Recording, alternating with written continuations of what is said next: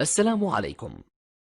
لا تنسوا الإعجاب بالفيديو والاشتراك في القناة تشجيعا لنا لنستمر بنشر المزيد إن شاء الله. في كل مكان، السلام عليكم ورحمة الله وبركاته، وأسعد الله أوقاتكم جميعا بكل خير. أهلا ومرحبا بكم معنا إلى العاصمة لندن، إلى ملعب ستانفورد بريدج. فيه الآن 41,000 متفرج، وفي مئات قدموا من ألمانيا ومن إقليم بافاريا أو مد عليه فريق فرانك لامبارد للفوز. كوفاتشيتش مع محاولة أولى لمصر، انطلاقة لاعب بايرن ميونخ وتبدو الكرة خطيرة شكل بنفس الهجوم كما نلاحظ الآن. يعني أصبح الأول الأرجنتيني اللي أمامك في هذه المباراة. في هذه المباراة نجم اللي يقوم فيه فريق بايرن ميونخ عندما يلعب هنا وعندما يلعب في ألمانيا. سقوط لاعب فريق بايرن ميونخ جهة اليمنى، راح يتقدم الفرنسي أبطال لأنه يلعب المباراة السابعة فقط في دوري النجم. العلاقة جيدة مع اللاعبين. يتحمل المباراة الفرنسي السيد كليمنت توربان. ألونزو مباشرة إلى باركلي، ورغبة الجماهير، رغبة المدرجات، تحولت في الجهة اليمنى كرة ممكن حتى مطر الليلة يمكن ألونزو وآخرين. اللعبة تحولت الكرة واليوم يبحث عن التسجيل في الدوري الإنجليزي على قائمة البدلاء. جيرو في بطولة كأس العالم ويصل إلى المباراة. جيرو الحاضر مع ماونت. أرجنتيني كاباييرو غطي، لاحظ التقدم والتسديده بعد في هذه الجهه في كومان، والكره تحول لكنها مرت سريعه.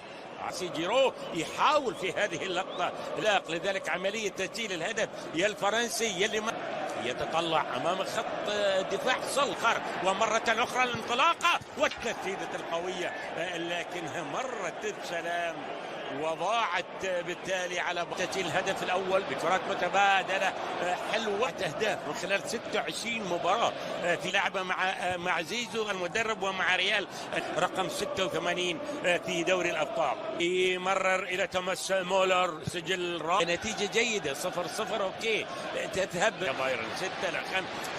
صعب الحقيقة.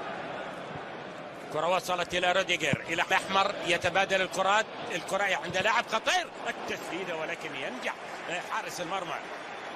يظهر بولندي ممكن يظهر في أي لحظة من اللحظات ويسجل الهدف الأول. بواتينج واللعبة الضربة الركنية مرت بايرن ميونخ الأقرب الحقيقة لتسجيل الجول. يعني هؤلاء اللاعبين كومان، مولر، انيابري، وصلت سريعة، يصنع بعض الهجمات. والحقيقة يعني لاحظ محاولة تشيلسي، محاولة التقدم والمرور لكن يتابعها.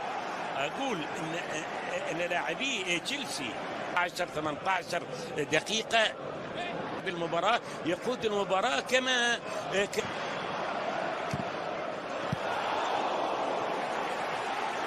إلى الأمام. لكن والضربة الركنية انلعبت عالية. أخي يشعر أنه والله لعب مباراتين 3 مش ممكن من لا يسجل ولا جول شنطي.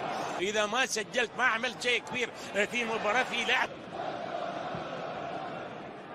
أفاد ينقلها ولكنها تصطد أعتقد إلى رأس اللعبة، ووصلت الكرة الرأسية.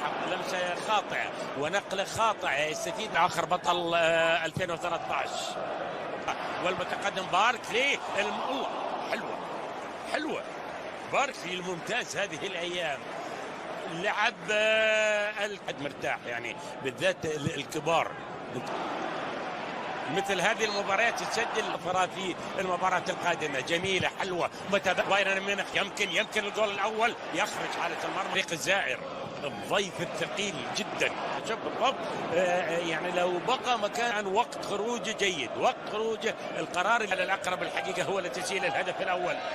كرة ايش راح يصير في هذه المباراة؟ الكرة الخطيرة يخرج أيضا حارس المرمى كاباييرو. شوف الآن الأمور بدأت تتضح أكثر وأكثر. الخبرة، القوة الحقيقة على كابايرو وعلى تشيلسي، لأن الضربة الركنية الثانية لمصلحته اللعب على بطولة كأس العالم. شوف هذا ليفاندوفسكي اللي سدد، لكن الكرة أو توماس مولر اللي سدد. هل يأتي هذا اللاعب إلى قطر في بطولة كأس العالم؟ هذا المدرب أعتقد لن يأتي. صارت الكرة الآن لمصلحة بايرن، ذلك تبقى المواجهة صعبة.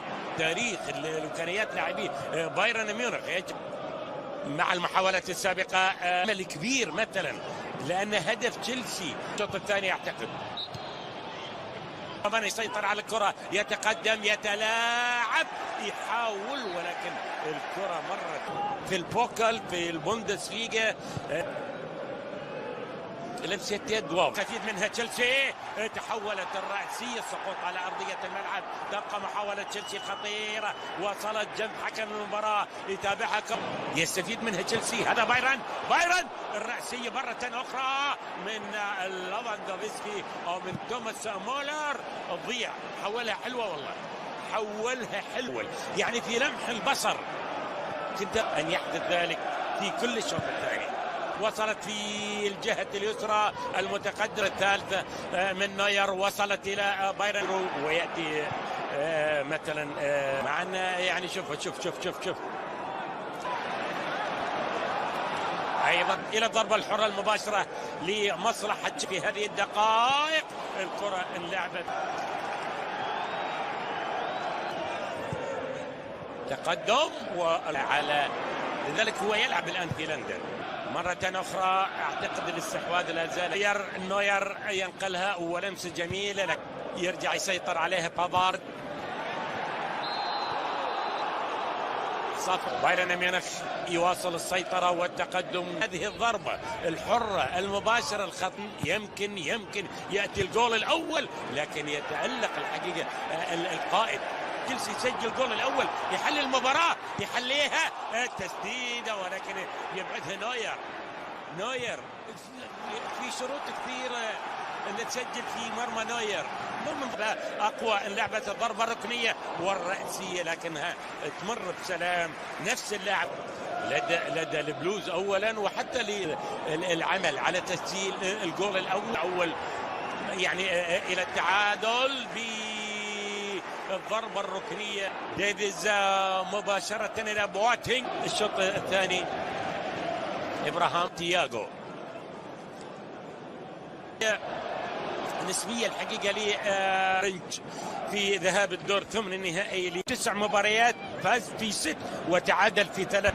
يعني ما في فريق ألماني، يعني حتى بايرن يظل جيد، لكن الخطورة أكبر الحقيقة كان تحقق الفوز هنا. لذلك تينج، ألابا، ديفيز، كيميخ، تياغو الذي تألق، الأرجنتيني حارس تشيلسي الذي في الليل، وعادة مباريات دوري الأبطال من منتصف الليل يسوون شيء. مثلا يمكن بايرن تأخر لكن بقت تسديدة قوية ينقذ. شوف يا سلام ما بين القذيفة القوية ما بين الفرنسي والإنجليزي وحديث منتخب إيطاليا. يلعب الآن بالضبط مباراة رقم حاضر، والحاضر أمامك، والتسديد جول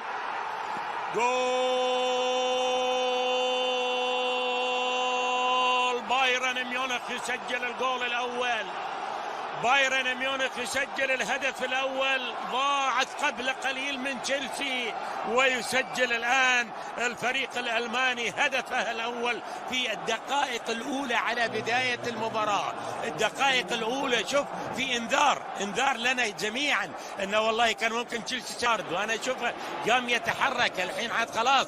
مهاراتهم وتسديدات اقوى وذاتات القليلة على بداية الشوط الثاني، لكن لاحظ لمسة جميلة أولى، الثاني جميل، 2 يمكن الثاني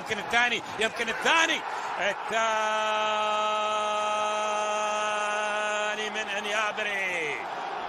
انيابري يسجل الجول الثاني، جول ورا جول، هدف ورا هدف. تأخر كثيرا فرانك لامبارد بالتبديل، وبالتالي بايرن ميونخ يسجل هدفين متتاليين من نفس اللاعب انيابري اولا، انيابري ثانيا. ميونخ ولا شيء لتشيلسي. يسجل جول يبحث عن الثاني وقد سجلت، يهاجم اللعبات ولا زالت خطيرة. ما سجل، ممكن لاحظ الكرة انلعبت فيك، سجل بعد ضياع فرصة تشيلسي، سجل بايرن فرانك لامبارد. شوف شوف شوف شوف شوف شوف شوف شوف أكيد ونحبه وتاريخ حافل حتى مع الأول للجول رقم 7. لو في شوية وقت يمكن المباراة تنتهي هنا. لاحظ اللقطة، لاحظ فرصة ممكن هاتريك، ممكن نيابري، ممكن يأتي وأمام نوير وأمام ألابا وأمام بهدفين، لأن جيرو ما فعل شيء بصراحة عن اللاعبين معا. يعني ويليام في لندن مهدد جدا بالخروج إلى انيابري. انيابري خلص، وان انيابري يسدد ياخذ منها ضربة ركنية. لعبت الضربة الركنية أمام المرمى أمام توتنهام لإنيابري، ولكن لاحظ من حق لاعبي بايرن ميونخ أن يطالبون بني ديفيز عنده يعني مش، واصبح ثاني لاعب يسجل على ارض ياتي بالهاتريك، ولكن برشلونه اعار الان لليفربول مع بدايه الشوط قبل ان يتلقى تشيلسي بايرن ميونخ. الكره لا زالت خطيره والتسديده القويه تمر، ضاعت. يمكن 3-0، يمكن الثالث، يمكن الثالث